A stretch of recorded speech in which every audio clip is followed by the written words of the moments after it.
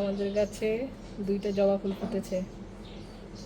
এগুলাকে পূজা দেওয়ার জন্য এখন ছিঁড়ে নিব। গাছে থাকলে তো ভালো লাগে। দেখো কি সুন্দর না কালারটা।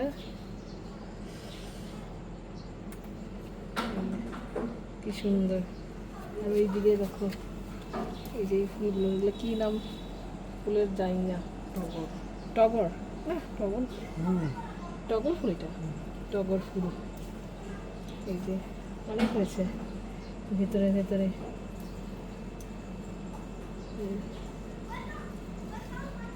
বিছা ফুল ভয় লাগে, বিছা থাকে।